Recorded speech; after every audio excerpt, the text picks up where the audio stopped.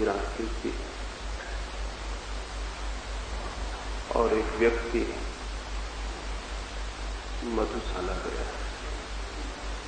जाते समय उसने सोचा कि रात जब लौटूंगा अंधेरा बहुत हो जाएगा और फिर मैं नशे में भी होऊंगा। सांस लालटेन लेता चला।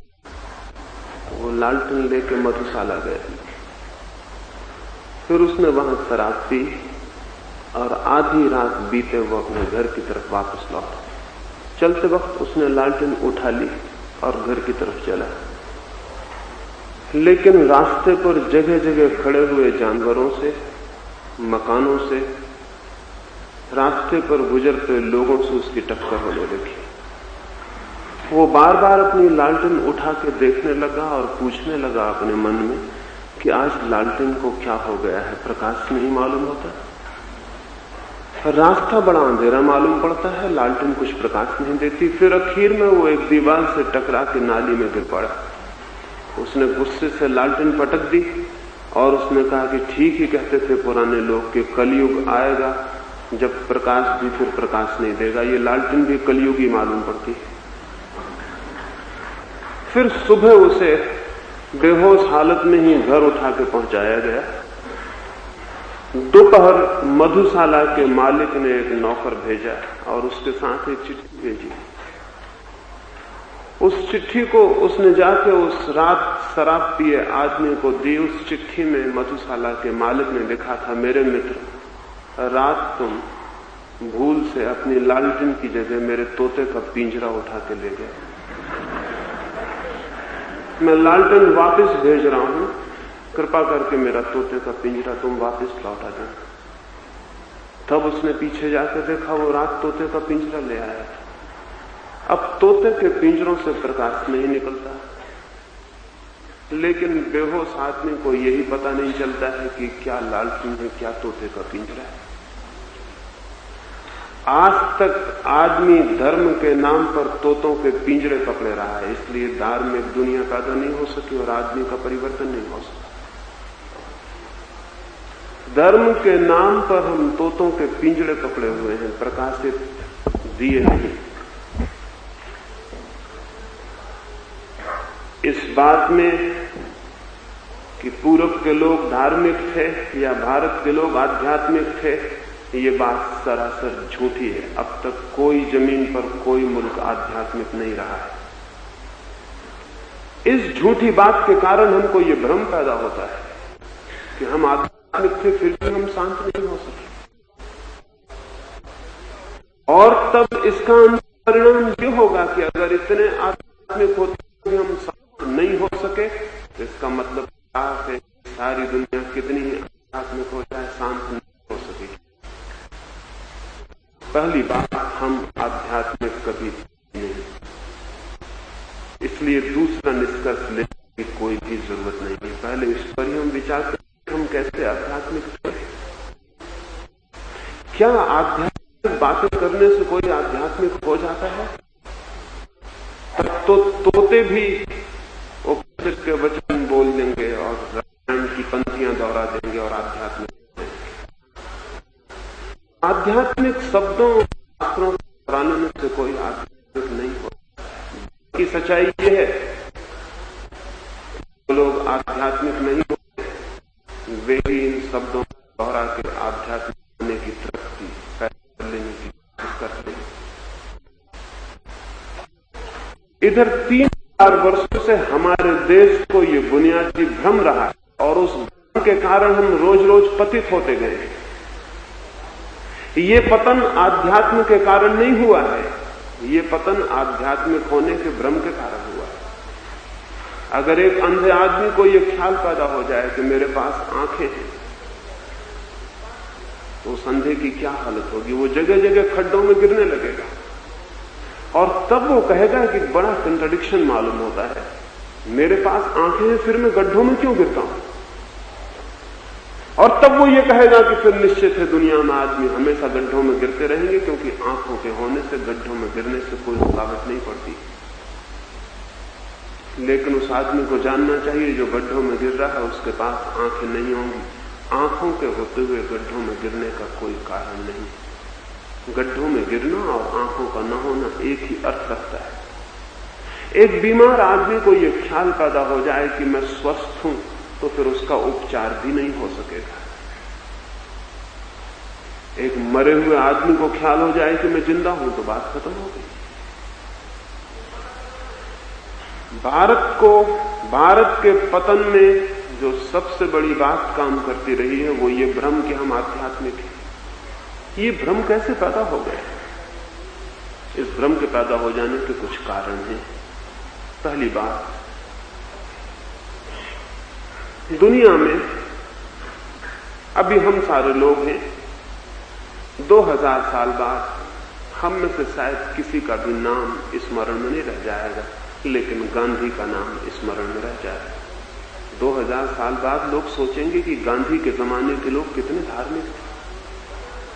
वे गांधी के हिसाब से सारी दुनिया के बाबत विचार करेंगे, और गांधी बिल्कुल अपवाद थे, एक्सेप्शन थे। गांधी नियम नहीं थे। गांधी हम सबके प्रतिनिधि नहीं थे। गांधी हम सबसे उल्टे और विरोधी थे।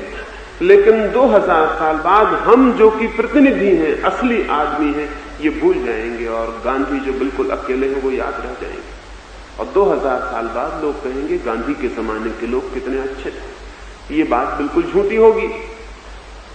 गोंड से तो हमारा प्रतिनिधि हो भी सकता है, गांधी हमारे प्रतिनिधि बिल्कुल नहीं।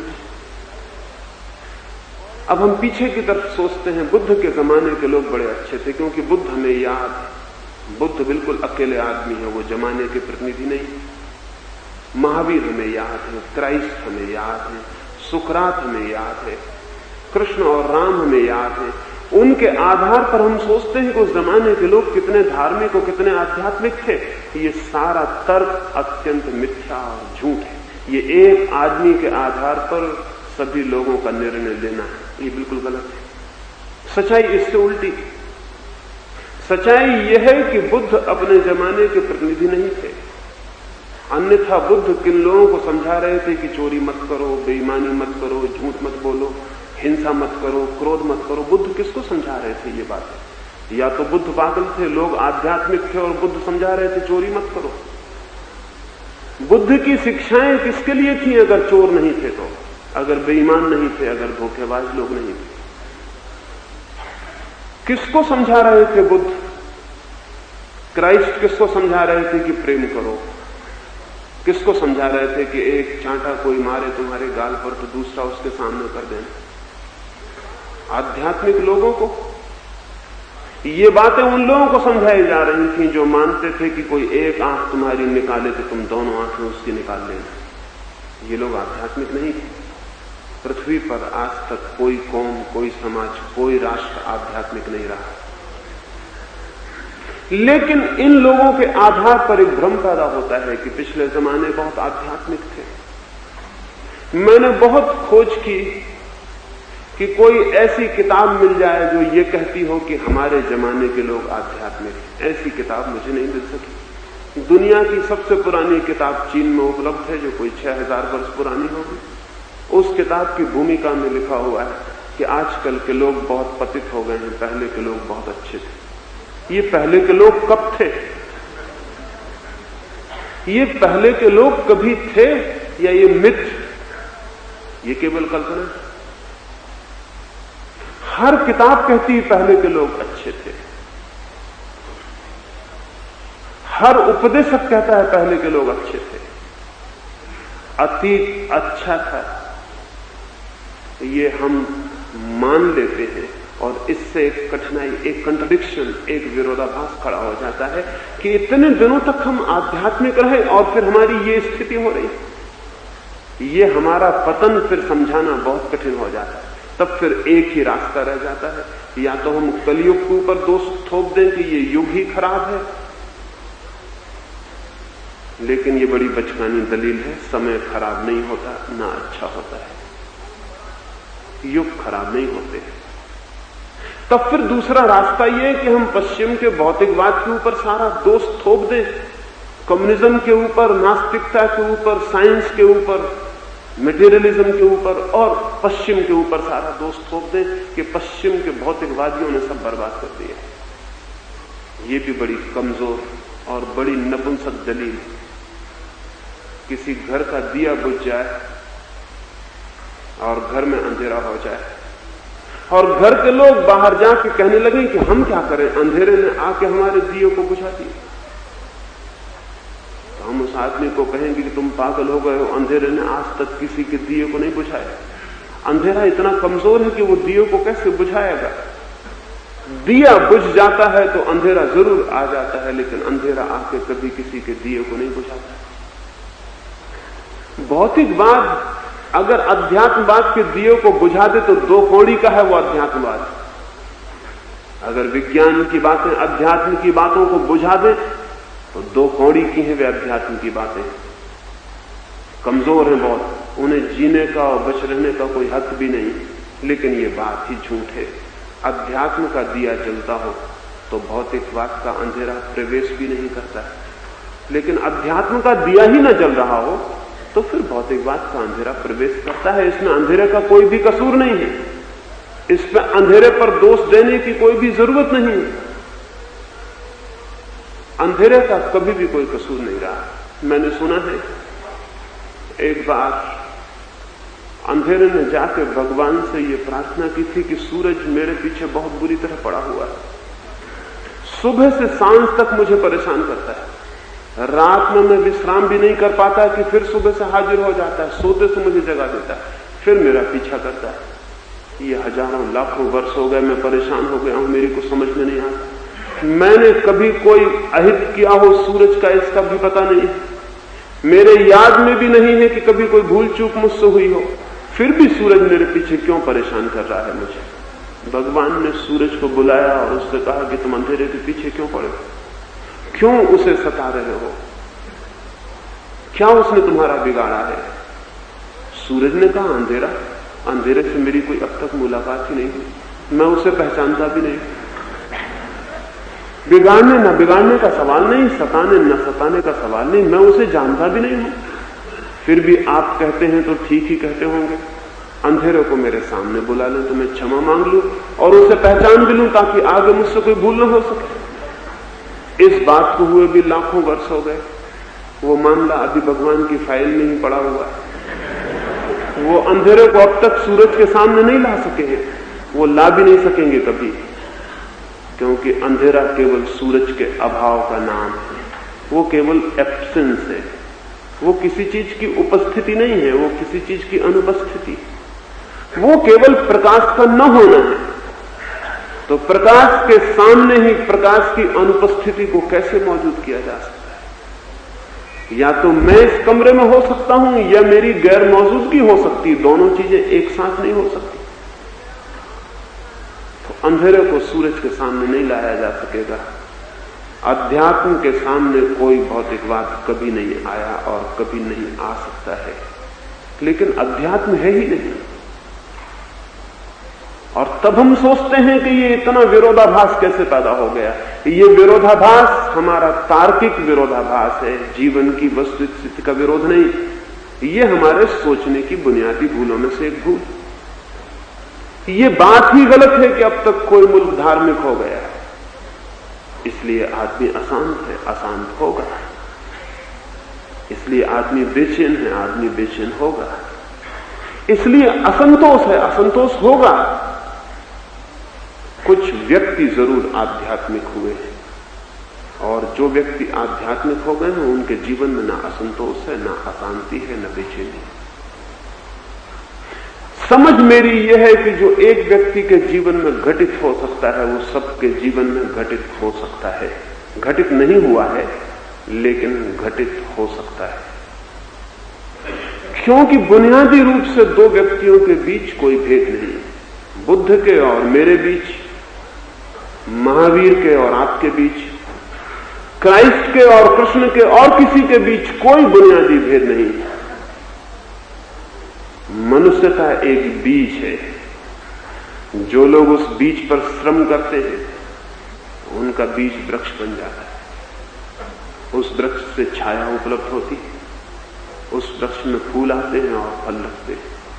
लेकिन जो बीज ही पड़े रह जाते हैं, बीज ही बने रह जाते हैं, उनको छाया नहीं उपलब्ध होती, नहीं फूल उपलब्ध होते, नहीं फल उपलब्ध होते। लेकिन इससे ये सोच लेने का कोई भी कारण नहीं कि उन बीजों के भीतर भी उतनी सामर्थ्य नहीं है जितनी दूसरे बीजों के भीतर थी।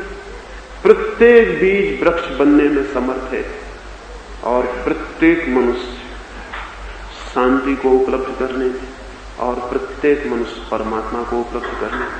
मनुष्य एक बीज है और परमात्मा उसका विकास है। और अगर एक मनुष्य भी उस अवस्था को उपलब्ध होता है जिसे वो प्रभु प्राप्ति कहता है, मोक्ष कहता है, सत्य कहता है, निर्वाण कहता है, तो सभी मनुष्य हकदार हो जाते हैं, अधिकारी हो जाते हैं उस स्थिति को पाने की। लेकिन ये नहीं हो सका है अब तक, ये बात बिल्कुल ही सच है। और जिन रास्तों का हमने अब तक प्रयोग किया है, अगर उन्हीं का आगे भी प्रयोग जारी रखते हैं तो ये आगे भी नहीं हो सकेगा, ये भी सच है। अध्यात्म के नाम पर कुछ गलत दिशाएं प्रचलित रही हैं, इसलिए ये बात नहीं हो सकी। ठीक अध्यात्म, ठीक वैज्ञानिक अध्यात्म नहीं पैदा हो सका है जो पूरे लोकांतर को परिवर्तित कर सके, संपरिवर्तित कर सके, क्रांति दे सके। और इसमें सबसे बड़ी बाधा यही रही है कि जिनको भी ये ख्याल पैदा हो गया है कि हम आध्यात्मिक हैं, उन्हीं ने विकास को अवरुद्ध कर दिया, उन्होंने चीजों को ठहरा दिया। मनुष्य को बहुत तरह के भ्रम हो सकते हैं। भ्रम बहुत आसान है, भ्रमों को पाल लेना बहुत सरल भी है, सपने देखना बहुत सुविधापूर्ण भी है। फिर जो दरिद्र होते हैं वो रात सपने देखते हैं कि समृद्ध हो गए हैं, जो दिन में भीख मांगते हैं वो रात सपने देखते हैं कि वो सम्राट हो गए हैं। जीवन में बहुत बेचैनी है, बहुत दुख है, बहुत अशांति है, और इसलिए अध्यात्म के और अध्यात्म की शांति के सपने देखना लोग शुरू कर देते हैं। लेकिन सपने सच्चाइयां नहीं है, और सपने देखने से जीवन की स्थितियां परिवर्तित नहीं होती। और आदमी अब तक बृहत समाज मनुष्य का सपने देखता रहा है। भगवान के नाम पर हमने बहुत सपने देखे और उन सपनों को ही हमने धर्म समझ लिया है। सत्य के नाम पर हमने बहुत सपने देखे हैं और उन सपनों को ही हमने सत्य समझ लिया है। इसलिए हम ठहर गए हैं और रुक गए हैं, और मनुष्य जाति का आगे कोई विकास दिखाई नहीं पड़ता है कि आगे कैसे विकास होगा। ऐसा लगता है कि शायद ऐसा ही होता रहेगा, लेकिन अनंत संभावनाएं हैं मनुष्य की, और जिनकी हम कल्पना भी नहीं कर सकते। कल रात ही मैं बात कर रहा था, एक बिशप था जर्मनी में, बिशप राइट। वो एक विश्वविद्यालय में प्रवचन करने गया है। वहां बोलते समय उसने कहा कि दुनिया का जितना विकास होना था वो हो चुका है, अब कोई संभावना विकास की नहीं मालूम होती। आदमी करीब करीब ऐसे ही जिए चला जाएगा। विज्ञान को जो खोजें करनी थी वो पूरी हो चुकी। अब कुछ समझ में नहीं आता कि और खोज क्या हो सकती है। एक आदमी उस सभा में उठ के खड़ा हो गया और उसने कहा कि ऐसा मत कहिए, बहुत बातें हो सकती हैं, क्योंकि आदमी के अतीत से आदमी का भविष्य बहुत बड़ा है। अतीत बहुत छोटा था, भविष्य बहुत बड़ा है। ऐसा मत कहिए कि अब कुछ भी नहीं हो सकता। उस बिशप ने टेबल ठोक के कहा कि मैं कहता हूं अब कुछ भी नहीं हो सकता, तुम सुझाओ कि क्या हो सकता है, क्या संभव है। उस आदमी ने झिझकते हुए कहा, उसने कहा कि ये हो सकता है अभी आदमी आकाश में नहीं उड़ता, कल आकाश में उड़ने लगे, तब तक हवाई जहाज नहीं बने थे। वो बिशप हंसने लगा और उसने कहा, पागल हो तुम, 10,000 साल से आदमी सपने देखता है आकाश में उड़ने के, कोई आदमी उड़ नहीं पाया अब तक। लोग कहानियां लिखते हैं आकाश में उड़ने की, लेकिन कोई आदमी उड़ नहीं पाया, कोई नहीं उड़ सकेगा, ये संभव नहीं है। और आप हैरान होंगे, उसी बिशप के 2 लड़कों ने 25 साल बाद हवाई जहाज निर्माण किया। उसी बिशप के 2 लड़कों ने, तो वो जिंदा था तब। उसने अपनी आत्मकथा में लिखा कि मैं हैरान हो गया हूं, मुझे कल्पना भी नहीं थी कि मेरे ही 2 लड़के, राइट ब्रदर्स, वो उसी बिशप राइट के लड़के थे दोनों, बिल्वर और ओलिवर राइट, वो दोनों उसी के लड़के, मेरे ही लड़के मेरे ही घर में पहला हवाई जहाज निर्माण कर लेंगे। इसकी तो मैं कल्पना नहीं कर सकता था, क्योंकि मैं तो कहता था कि दुनिया में कोई भी नहीं कर सकेगा। आदमी का भविष्य आदमी के अतीत से बहुत बड़ा है, इसलिए निराश होने का कोई भी कारण नहीं, जरा भी कोई कारण नहीं। आदमी शांत हो सकता है, आदमी संतोष को उपलब्ध हो सकता है, और आदमी आनंद को भी उपलब्ध हो सकता है। दुख और चिंता और अशांति मनुष्य की नियति नहीं, मनुष्य की भूल है। बीमारी मनुष्य की नियति नहीं है, मनुष्य का दोष है। स्वास्थ्य संभव है, जैसे शारीरिक स्वास्थ्य संभव है, वैसे ही मानसिक स्वास्थ्य भी संभव है। जैसे शारीरिक स्वस्थ होना संभव है और रोज संभावना बढ़ती जाती है मनुष्य के शारीरिक स्वास्थ्य की, क्योंकि हम शरीर विज्ञान की खोज में लगे हैं, ऐसे ही मनुष्य के आत्मिक स्वास्थ्य की संभावना भी बढ़ सकती है अगर हम आत्मिक विज्ञान की खोज में लगे। लेकिन आत्मिक विज्ञान के नाम पर हम अंधविश्वासों में पड़े हैं, तो फिर यह विकास नहीं हो सकता है।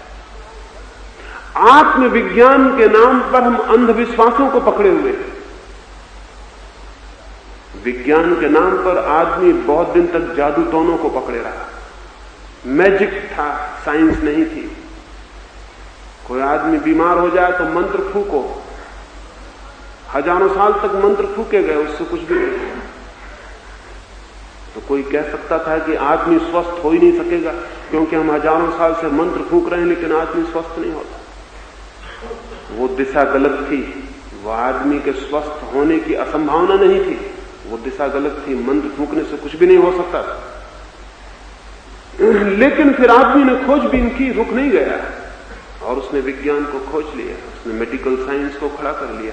वो अब अभी भी पूरी खड़ी नहीं हो गई, लेकिन रोज कदम आगे बढ़ते जाते हैं, और इस बात की संभावना बढ़ती चली जाती है कि एक जमाना आए कि आदमी को बीमार रहने के हम सारे कारणों पर विजय पा लें, उसके स्वास्थ्य की हम सुनिश्चित व्यवस्था करें। जो शरीर के लिए हो सकता है वो मन के लिए क्यों नहीं हो सकता? लेकिन मन के संबंध में भी हम जादू टोने की स्थिति में है, भी मन के संबंध में हमारी विज्ञान की स्थिति पैदा नहीं हुई। एक समुद्र के किनारे एक बाप अपने बेटे को लेकर टहलने गया था, छोटा सा बेटा। वो उसको समुद्र के किनारे टहल रहा है, सांझ सूरज ढल रहा। वो छोटा बेटा अपने बाप को बड़ा ताकतवर मानता है। बाप उसके सामने आकर के भी चल रहा है। जो भी बच्चा पूछता है वो उत्तर दे रहा है, और बच्चे को सभी उत्तर सही मालूम पड़ते हैं, क्योंकि बाप कह रहा है तो ठीक ही कह रहा होगा। हालांकि बाप के दिए गए उत्तर में और बच्चों के दिए गए उत्तर में कोई बहुत बुनियादी फर्क नहीं होता। अज्ञान करीब करीब बराबर। बच्चे की प्रशंसा भरी आंखों से बाप बहुत खुश हो गया। तट पर कोई भी नहीं है, फिर सूरज डूबने लगा। उसने अपने लड़के से कहा कि देख, अब मैं सूरज को आज्ञा देता हूं कि डूब जा। और उसने जोर से कहा कि गो डाउन, गो डाउन। वो सूरज तो डूब ही रहा था। सूरज डूब गया।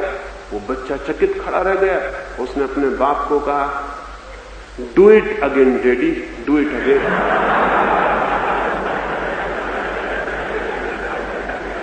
एक बार और करके दिखाइए पिताजी, बहुत मजा आया, एक बार और करिए।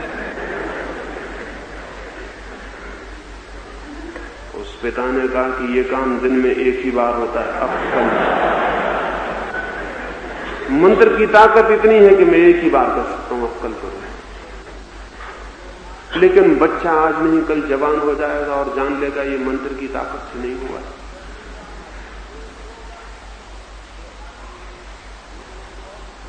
आदमी अपने बचपन से गुजरा है जहां तक पदार्थ का संबंध है, लेकिन आदमी अपने बचपन से नहीं गुजर सका अब तक जहां तक अध्यात्म का संबंध है। अध्यात्म के संबंध में हम अभी भी प्रिमिटिव हैं, अभी भी आदिवासी हैं।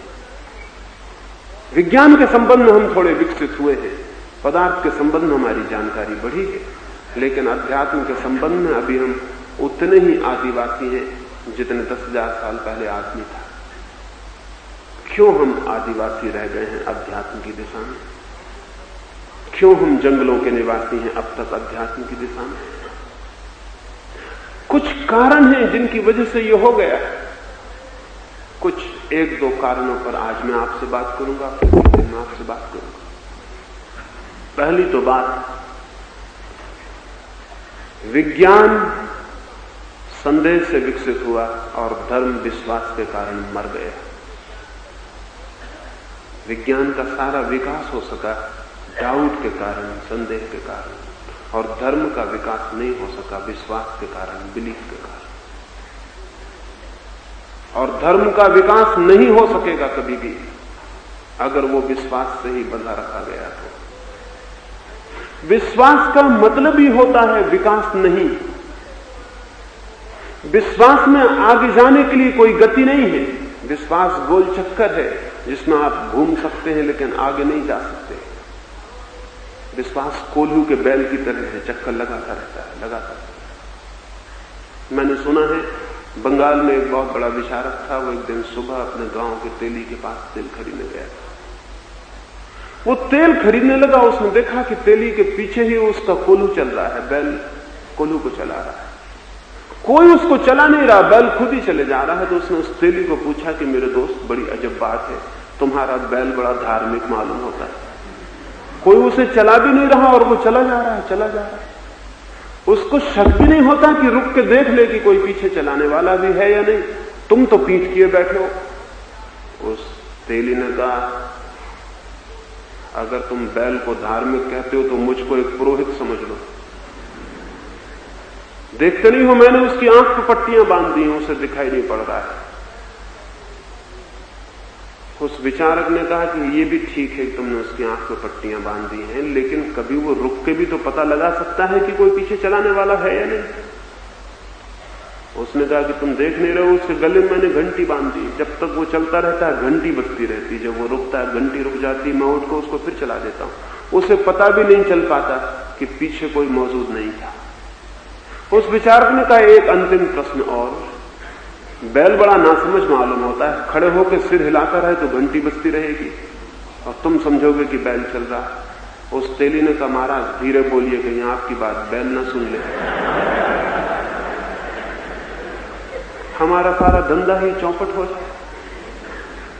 अगर बैल को ये पता चल जाए कि सिर खड़े रह के घंटी बजाई जाए।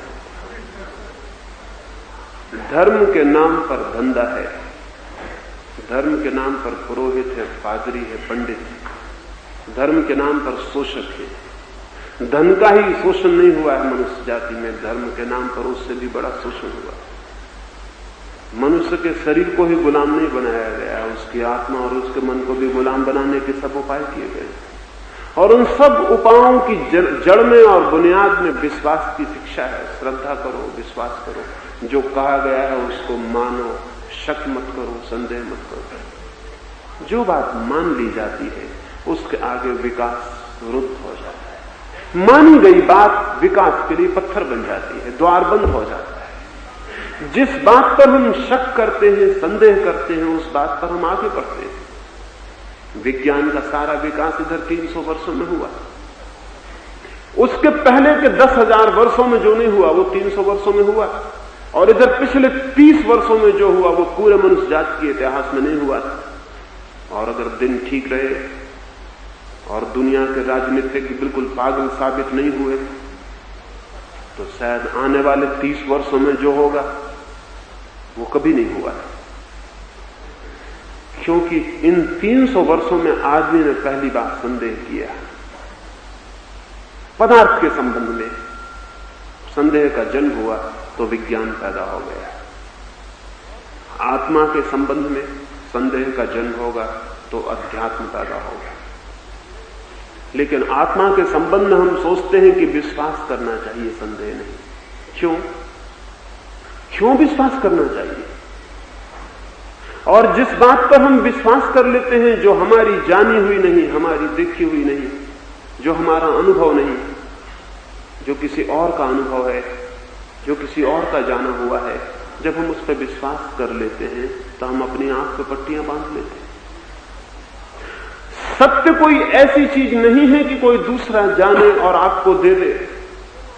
सत्य स्वानुभव से ही उपलब्ध होता है। मैं प्रेम करूंगा तो मैं प्रेम को जानूंगा।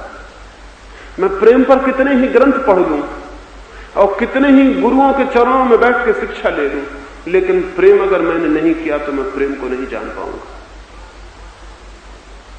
प्रेम के संबंध में जान लेना और प्रेम को जान लेना दो भिन्न बातें हैं। धर्म के संबंध में जान लेना और धर्म को जान लेना दो भिन्न बातें हैं। धर्म विश्वास से नहीं, विवेक से उपलब्ध होता है, और विवेक श्रद्धा से नहीं, संदेह से उपलब्ध होता है। पहली बात विचार कर लेनी जैसी है कि धर्म की साइंस, धर्म का विज्ञान नहीं पैदा हो रहा है क्योंकि हम संदेह के लिए बहुत भयभीत, हम संदेह करने में डरे हुए।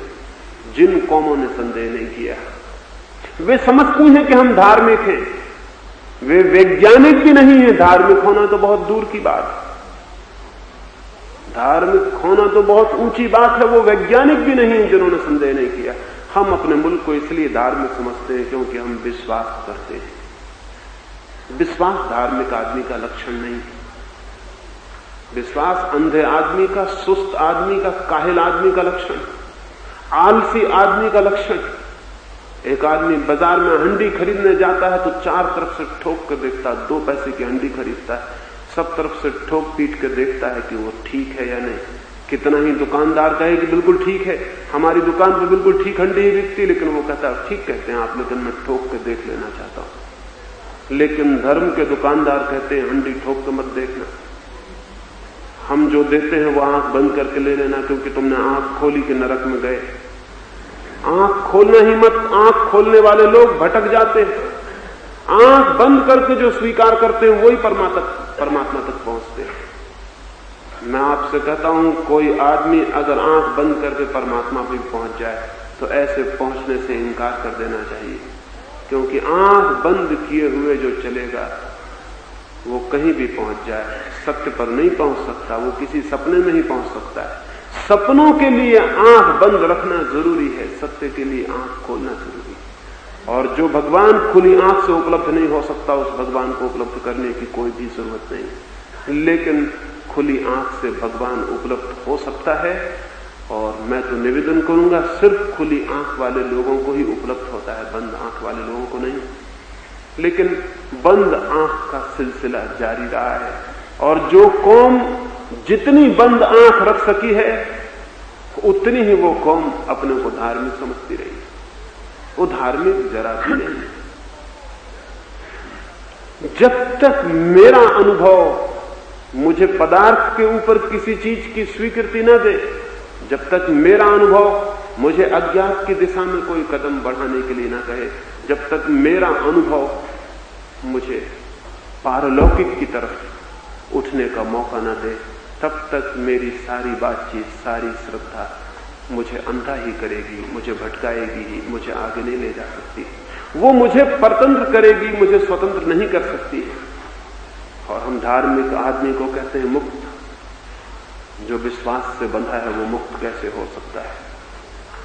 विश्वास की जंजीर तोड़ देनी जरूरी है ताकि विवेक का जन्म हो सके। मनुष्य के जीवन में, चेतना के विकास में हम उल्टी चीजों से बंधे हों और उल्टी चीजों की कामनाएं करते हों तो विरोधाभास पैदा होगा ही। एक आदमी कहता हो मुझे प्रकाश के दर्शन करने हैं और आंख बंद किए हो, और कहे कि मुझे तो सैकड़ों साल हो गए आंख बंद किए हुए लेकिन प्रकाश के दर्शन नहीं होते, तो हम उससे कहेंगे ये विरोधाभास तुम्हारी बंद आंख के कारण पैदा हो रहा है। परमात्मा सबसे बड़ा प्रकाश, खुली हुई आंखें चाहिए, शरीर की ही आंखें नहीं, चेतना की आंखें भी खुली चाहिए। विश्वास चेतना की आंखों को बंद कर देता है, विश्वास अंधा बनाता है। फिर चाहे वो विश्वास हिंदू का हो, चाहे मुसलमान का, चाहे जैन का, चाहे ईसाई का, फिर चाहे वो विश्वास आस्तिक का हो, चाहे नास्तिक का, फिर वो चाहे विश्वास कम्युनिस्ट का हो, चाहे गैर कम्युनिस्ट का। विश्वास मात्र मनुष्य को अंधा बनाता है। हिंदू और मुसलमानों में बहुत विरोध है, ईसाइयों में, बौद्धों में बहुत विरोध है, लेकिन एक बात में वे सब सहमत हैं कि आदमी को विश्वास करना चाहिए। ये बुनियादी सीक्रेट है पूरे धंधे का, इसमें कोई विरोध नहीं है। इसमें हिंदू और ईसाई में कोई झगड़ा नहीं है, इसमें जैन और बौद्ध में कोई झगड़ा नहीं कि विश्वास होना चाहिए। इस एक बात पर दुनिया के सभी लोग सहमत हैं कि विश्वास होना चाहिए, क्योंकि विश्वास के बिना जो वो चला रहे हैं वो तो नहीं चल सकता। दुनिया में धर्म तो हो सकता है संदेह के कारण, लेकिन हिंदू, ईसाई, मुसलमान, जैन नहीं हो सकते। संदेह होगा तो हिंदू मुसलमान विदा हो जाएंगे। धर्म रहेगा, धर्म आएगा, लेकिन हिंदू मुसलमान के रहने की कोई जगह नहीं रह जाएगी। क्या आप सोच सकते हैं कि हिंदू की गणित अलग हो सकती है, ईसाई की गणित अलग? क्या आप सोच सकते हैं कैथोलिक की केमिस्ट्री अलग और प्रोटेस्टेंट की केमिस्ट्री अलग हो सकती है? क्या आप सोच सकते हैं भूगोल जैनियों का अलग होगा, बौद्धों का अलग होगा? नहीं, पदार्थ के जगत में एक ही बात होगी। 100 डिग्री पे पानी गर्म होता है तो चाहे हिंदू गर्म करे चाहे मुसलमान गर्म करे, 100 डिग्री पे गर्म होता है। पानी ये नहीं कहता कि तुम मुसलमान हो, तुम्हारी कुरान अलग, तुम्हारे भगवान अलग, तुम्हारी मस्जिद अलग, तो हम तुम्हारे लिए अलग ढंग से गर्म होंगे। पानी गर्म होता है 100 डिग्री पर, चाहे कोई गर्म करे। पानी का नियम एक है, पदार्थ का नियम एक है। परमात्मा के नियम अनेक कैसे हो सकते? कोई नियम अनेक नहीं हो सकते। नियम हमेशा सार्वभौम होते हैं, यूनिवर्सल होते हैं। जमीन पर 300 धर्म हैं, 300 साइंस हो सकती है जमीन पर। जिस दिन जमीन पर 300 साइंस होंगी, समझ लेना कि जमीन एक बड़ा पागलखाना हो गया। लेकिन 300 धर्म हैं जमीन पर, और रोज खड़े होते जाते हैं, क्योंकि एक पागल आदमी को यह ख्याल पैदा हो जाए कि मुझे सत्य उपलब्ध हो गया है, और वो जोर से टेबल पीट के कह सके कि मुझे सत्य उपलब्ध हो गया है। 10-25 कमजोर आदमी कपते हुए उसके पास इकट्ठे हो जाएंगे। इसलिए नहीं कि उसको सत्य उपलब्ध हो गया है, इसलिए कि वो जोर से बोलता है। जोर से बोलने का बड़ा प्रभाव पड़ता है। एक गुरु, एक बहुत बड़ा वकील अपने शिष्य को समझा रहा था। उसकी सारी शिक्षा पूरी हो गई थी और कल ही वो अदालत में जाने को था। उसके गुरु से उसने पूछा कि अब आखिरी संदेश क्या है मेरे लिए, कल मुझे अदालत में जाना है।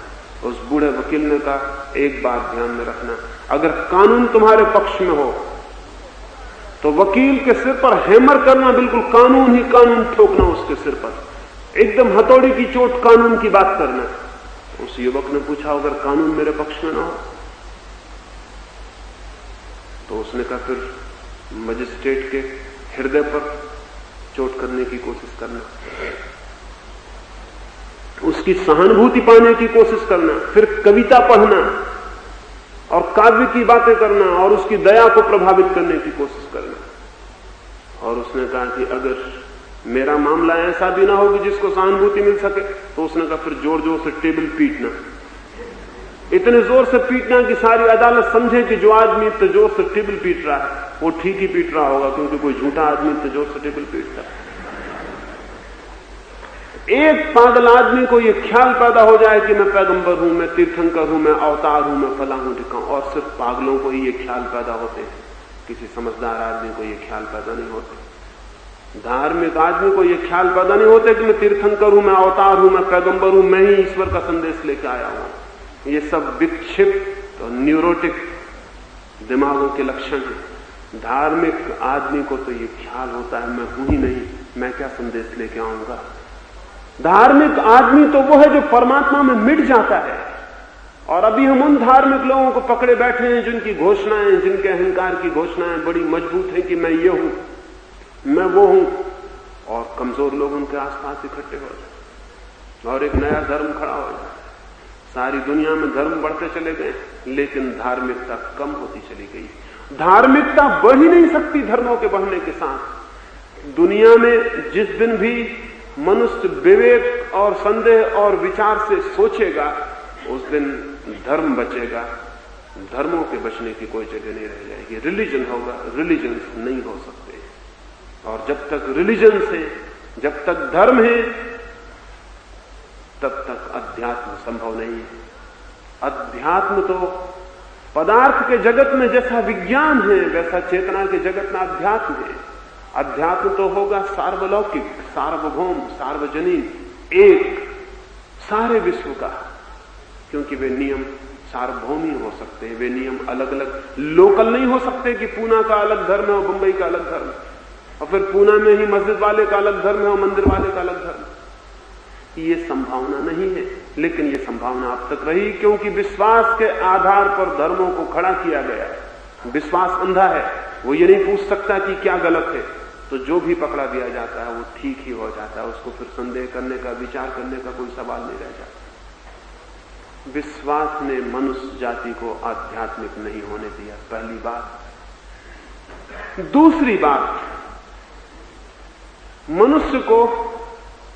मनुष्य के सारे इतिहास में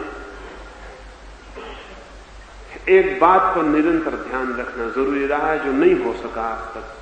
वो ये कि लोग सोचते हैं कि जीवन की श्रेष्ठतम अनुभूतियां पारंपरिक हो सकती हैं, ट्रेडिशनल हो सकती हैं, तो भूल में।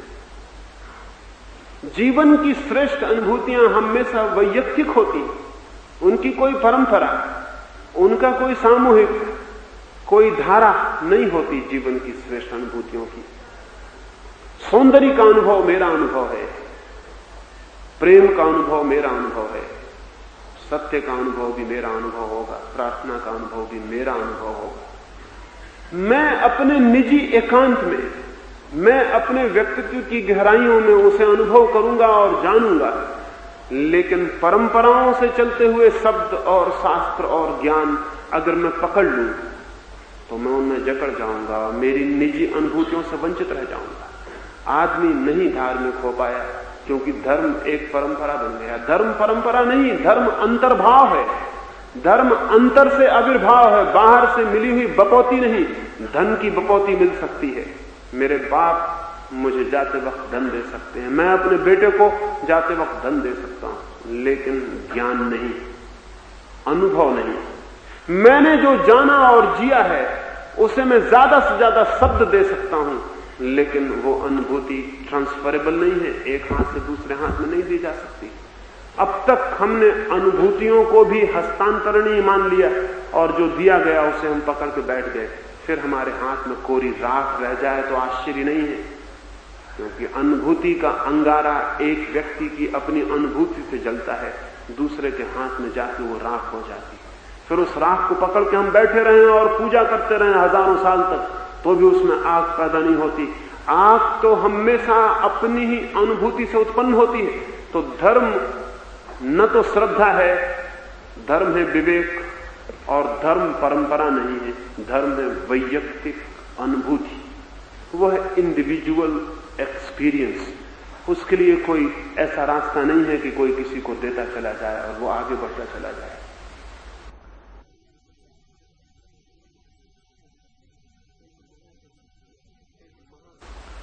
एक महाकवि समुद्र के किनारे गया हुआ था। वहां उसने सुबह ही जाकर देखा कि बहुत सुंदर हवाएं हैं, सूरज निकला है, बड़ी ताजी रोशनी है, बड़ी सुगंध और शीतलता से भरी हुई हवाओं में वो आनंद से नाच उठा और गीत गाने लगा। फिर उसे ख्याल आया कि मैं अकेला आया हूं, उसकी पत्नी, उसकी प्रेयसी तो दूर एक अस्पताल में बीमार पड़ी। ये खुशी मैं उसे किस तरह भेजूं, ये आनंद जो मैंने जाना है सुबह समुद्र के तट पर, ये उसे किस तरह पहुंचाऊं। फिर वो कवि ही था, उसे ख्याल आया कि क्यों ना मैं एक सुंदर पेटी बनाऊं और उसमें ये सब रोशनी और ये सब हवा बंद कर दूं और अपनी पत्नी को भेज दूं। आखिर वो कवि ही था, उसे ये ख्याल भी नहीं आया कि पेटियों में समुद्र की हवाएं और सूरज की रोशनियां बंद नहीं होती, लेकिन वो पेटी ले आया। अगर उसको ख्याल आ जाए तो वो कवि ना होकर वैज्ञानिक हो जाए, उसे ख्याल नहीं आया। वो गया और जाकर उसने एक बहुत खूबसूरत पेटी बनवाई। पेटी बहुत खूबसूरत थी, इसमें कोई शक नहीं, लेकिन पेटी की खूबसूरती सूरज की रोशनी को बंद नहीं कर सकती। उसने आके समुद्र के किनारे की हवाएं उस पेटी में भरी, रोशनी भरी, फिर खूब ताला ठीक से लगाया, फिर एक चिट्ठी लिखी और एक संदेश वाहक के हाथ वो पेटी भेजी। और उस पत्र में उसने लिखा कि इतना सुंदर, इतना आनंदपूर्ण प्रभात मैंने देखा है कि अपने जीवन में नहीं देखा। तुम वंचित न रह जाओ, इसलिए नमूने के लिए थोड़ा सा भर के मैं पेटी में तुम्हारे पास भेज रहा हूं। वो चिट्ठी पहुंच गई। उसकी पत्नी थोड़ी तो हैरान हुई, क्योंकि स्त्रियां चाहे कितनी ही भावुक हों, कवियों से कम भावुक होती।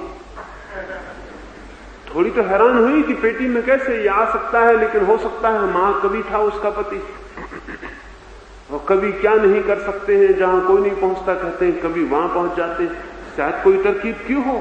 उसने पेटी खोली, वहां तो खाली पेटी थी, न वहां कोई सुगंध थी, न वहां ठंडी हवाएं थी, न वहां कोई रोशनी थी।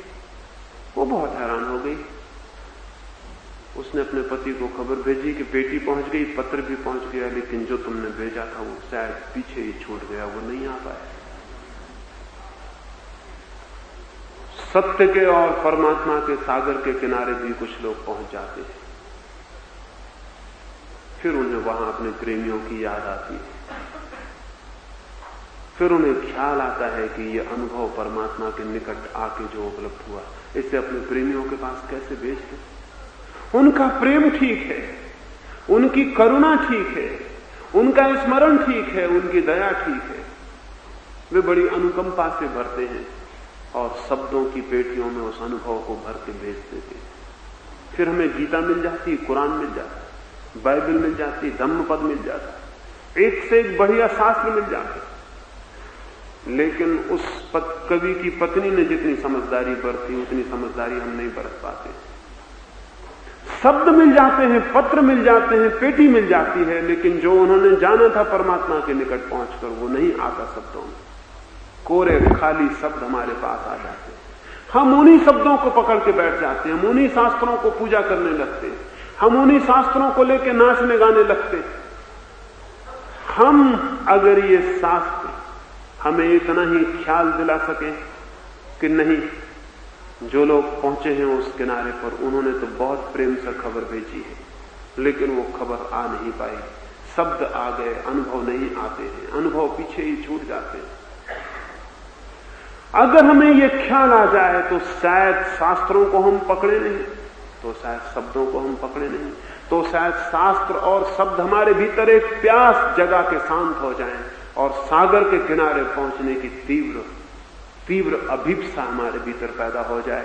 शायद हम भी वहां जाना चाहें जहां बुद्ध ने जाके जाना, जहां कृष्ण ने जाके नाचा, जहां क्राइस्ट ने जाके पहचाना। शायद हम भी वहां जाना चाहें, लेकिन नहीं, हम यहीं तृप्त हो जाते हैं, पेटियों को, शब्दों को पकड़ के बैठ जाते हैं। एक मंदिर बना लेते हैं अपने घर में, हमारे गीता का मंदिर, हमारे बाइबल का मंदिर, हमारे कुरान का मंदिर है। फिर हम पूजा करते हैं और यहीं तृप्त हो जाते हैं। और वो सागर जिसके पास जाना जरूरी था और भी दूर रह जाता है, हमारी आंख भी उस तरफ उठनी बंद हो जाती है। धर्म शास्त्र में नहीं है, धर्म अनुभूति में है। शास्त्र अनुभूति से निकले हुए उच्छिष्ट से ज्यादा नहीं, झूठे से ज्यादा नहीं, लेकिन उनको पकड़ के, परंपराओं को पकड़ के, सिद्धांतों को पकड़ के आदमी रुक गया, इसलिए आदमी आध्यात्मिक नहीं हो पाया। श्रद्धा से मुक्ति चाहिए अगर मनुष्य को आध्यात्मिक बनाना हो, परंपरा से मुक्ति चाहिए, शास्त्र से मुक्ति चाहिए, तो मनुष्य के भीतर वो संभावना प्रकट हो सकती है जो उसे प्रभु के निकट पहुंचा देती। प्रभु तो बहुत बहुत निकट है, लेकिन हम कुछ पीठ किए हुए खड़े। सत्य तो हम सबके हाथ की संभावना है, लेकिन हम असत्य को पकड़ के बैठे हुए। जहां हम पहुंच सकते हैं वहां हम नहीं पहुंच पा रहे हैं, क्योंकि हम कुछ गलत दिशाओं में यात्राएं कर रहे हैं। ये इस कारण आदमी आज तक शांति को, आनंद को, प्रेम को उपलब्ध नहीं हो सका है। लेकिन निराश होने का कोई भी कारण नहीं। जो आज तक नहीं हो सका वो कल ही हो सकता है, वो आज ही हो सकता है। जो 10,000 वर्षों में नहीं हुआ वो कल हो सकता है। कल की संभावना अनंत है। लेकिन अगर हम कल की पिटी हुई लकीरों पर ही चलते जाएं तो नहीं होगा, क्योंकि वे पटी लकीरें आज तक आदमी को कहीं भी नहीं ले जा सकी। अगर उन्हीं लीकों पर हम चलते चले जाएं तो नहीं होगी ये बात, लेकिन ये हो सकती है क्योंकि वे रास्ते छोड़े जा सकते हैं, नए रास्ते खोजे जा सकते हैं, नए मार्ग खोजे जा सकते, पुरानी भटकन मिटाई जा सकती है, आंख से पट्टियां उतारी जा सकती है, धोखे से बचा जा सकता है। एक छोटी सी घटना और आज की बात मैं पूरी करूंगा। शैतान ने एक बार सारी दुनिया के लोगों को खबर की कि मुझे कुछ चीजें नीलाम करनी है, ऑक्शन करना।